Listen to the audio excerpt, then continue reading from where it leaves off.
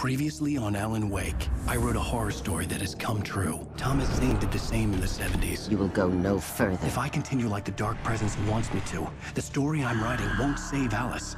It's a horror story. No one will survive. You knew Zane! Thomas Zane! You're the Lady of the Light in the song! He left something behind to help me. The clicker. Alan thought of this as he stood on the rim of Cauldron Lake, the clicker in his hand. He took a deep breath and jumped. I can get to her now. I can finish this.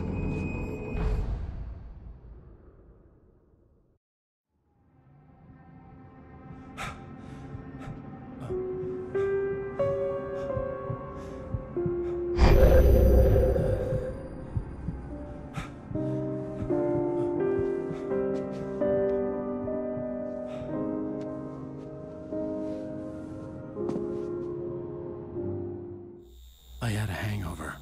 My head was about to explode and the light hurt my eyes. I needed my sunglasses and painkillers to dull the pain. In one of my finer moments of self-deception, I swore to quit drinking.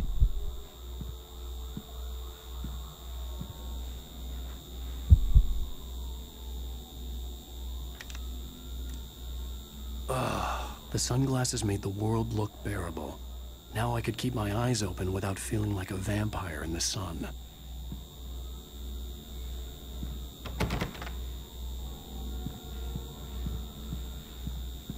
I wasn't sure I'd make it out there without some painkillers.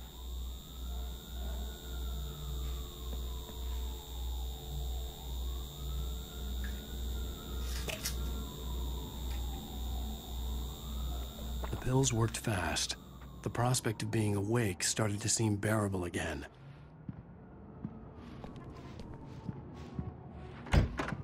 There was a message waiting for me on the machine. You have one new message. Al! Are you still asleep? Wakey, wakey! You should have your show on your TiVo. If Alice wasn't too mad to record it. She called me earlier and really chewed me out. Yeah, we went a little overboard last night. But parties are a part of this business. Al, look, I'm saying this as your friend. She's not doing your career any favors by trying to run your life like that, okay? I'll talk to you later, Al. Watch the show.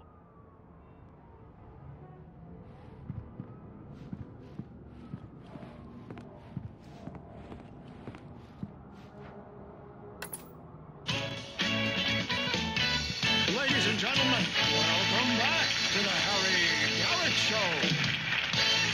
Thank you. Thank you, everybody. We have a great show tonight. I've been talking with the best-selling author Alan Wake about his new book, The Sudden Stop. Yeah, good read. Go buy it. No, it is a good read. Look, I'm gonna be honest here. Is that wise? No, but I'm gonna do it anyway. I got people who give me the lowdown on books. I'm a busy guy. But this one, I actually read from cover to cover. I mean, I'm a big fan.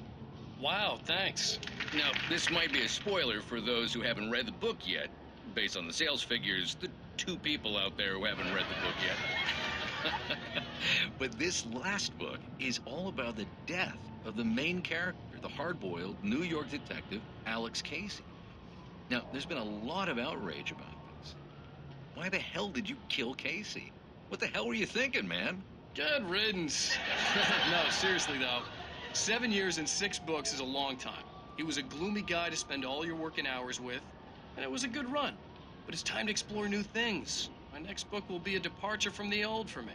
You selfish bastard, always thinking of yourself. Well, you've certainly given us a lot of entertainment over the years.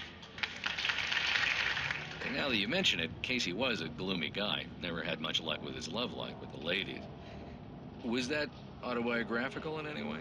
Yeah, no kidding. Casey's lady friends tended to die on him. With Casey, it was all about his pain. No, nothing autobiographical about that. I'm a happily married man. My wife is my muse. Well, congratulations. That's great to hear. So, how's the publicity tour been treating you? Good. Great. But I gotta say, I'm glad to be back home in New York. Well, you've certainly been on the news a lot lately. Lots of parties and, you got into a fight with some paparazzi. Oh, man. Well, that guy was really in my face. I lost my temper. I know that wasn't cool. You are famous for that temper. Well, I did also write several books. Well, your latest novel is called The Sudden Stop, and it's in bookstores now. Go get it. That means the two of you out there who haven't bought it yet. Ladies and gentlemen, that's all we have for you tonight. I want to thank all our guests for the evening. Alan Wake, Sam Lake. Once more, do the face for his Sam. There it is. And our musical guests, Poets of the Fall. Thank you, and good night. At least I'd been funny. I told myself I could live with that. I didn't say anything stupid, if that's what you want to know. Okay, Grumpy. You want an aspirin or something? Are you going to start with me about drinking now? You know what? Go back to sleep, Alan.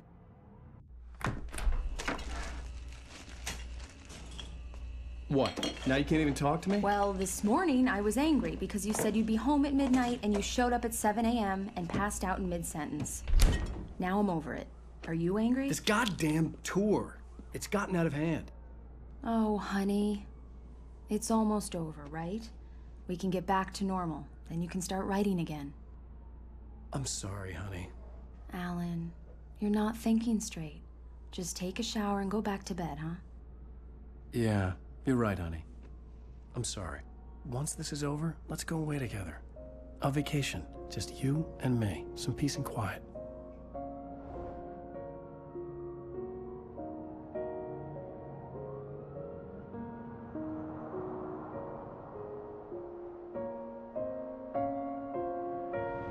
Somehow, the clicker was the key to the cabin. I had to return to Cauldron Lake to save Alice.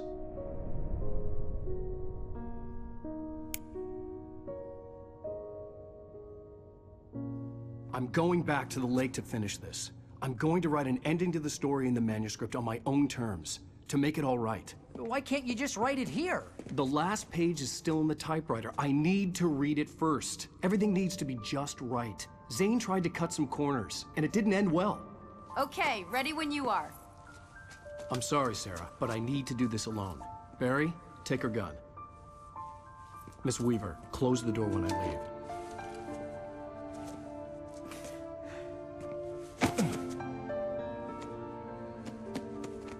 Good luck, Al. See you later.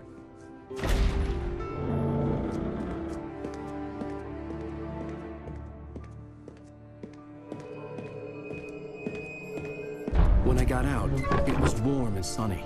I'd flicked the switch of the clicker. Had it done this?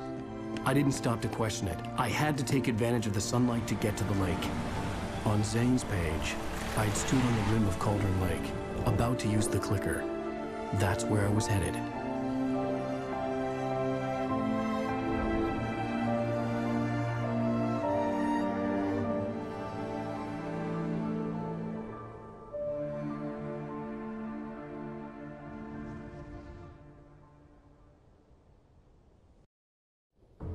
Alone, in daylight, surrounded by the beauty of the Pacific Northwest landscape.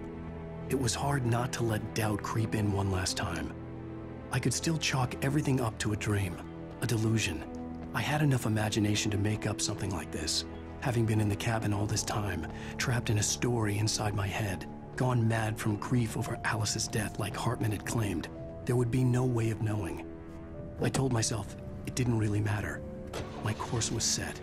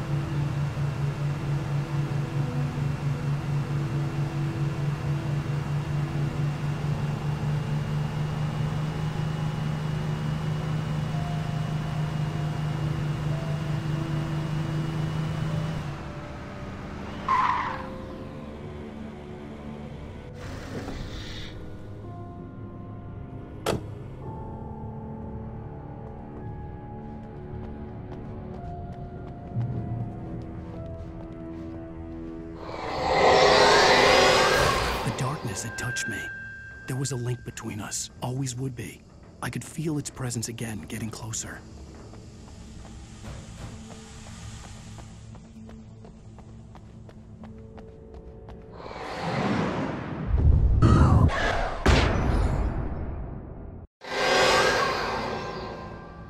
I will kill your wife.